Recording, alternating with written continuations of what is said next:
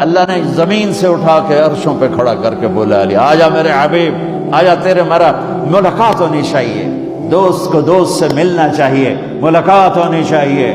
پہلا آسمان، دوسرا، تیسرا، چوتھا، پانچواں، چھٹا، ساتوں آسمان گزروا دیے۔ پہلے آسمان پہ آدم علیہ السلام کھڑے تھے، استقبال کر رہے تھے، میرے بیٹے آ گئے۔ آدم علیہ السلام نے کہا میرے بیٹے آ گئے۔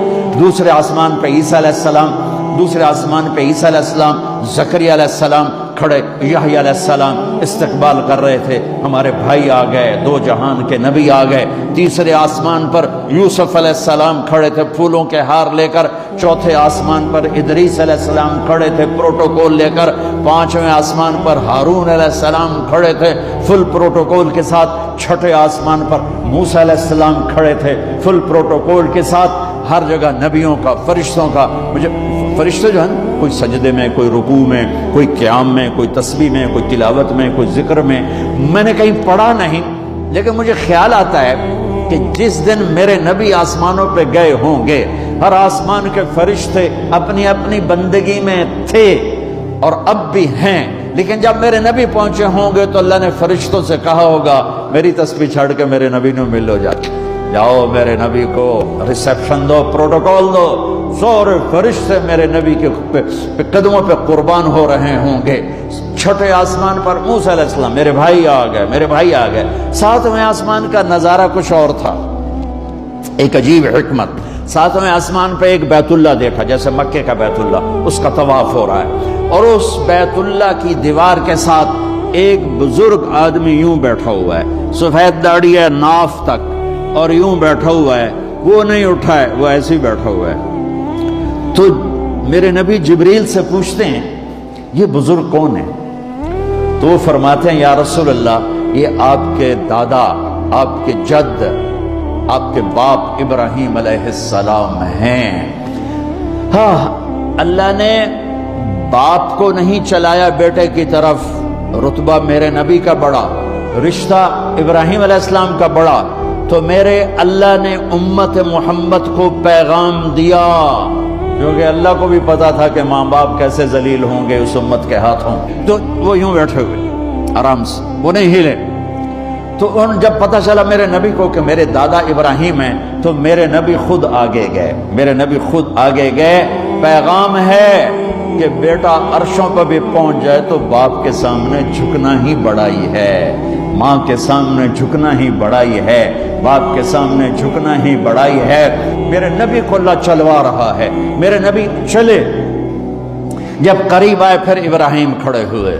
اچھا اب فرق سن، پہلے نبیوں کے پاس گئے تو وہ کہتے ہمارے بھائی آ گئے، ہمارے بھائی آ گئے، ہمارے بھائی آ گئے۔ جب آپ ابراہیم کے پاس پہنچے تو ابراہیم نے کہا میرا بیٹا آ گیا، میرا بیٹا آ گیا، میرا بیٹا آ گیا، اور ایسے ہی گلے لگایا، ماتھے پہ بوسہ دیا، جیسے باپ بچے کے ساتھ کرتا ہے، ماتھے کا بوسہ دیا اور آگے روانہ کیا۔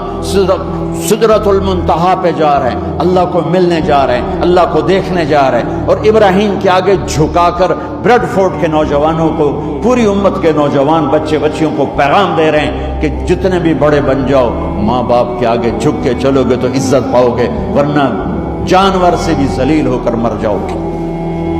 2 ٹکے کی عزت نہیں ہے، 2 ٹکے کی عزت نہیں ہے، رشتوں کو پانی دو۔ میرے نبی کا پیغام ہے، میرے نبی کی زندگی کا درس عظیم ہے۔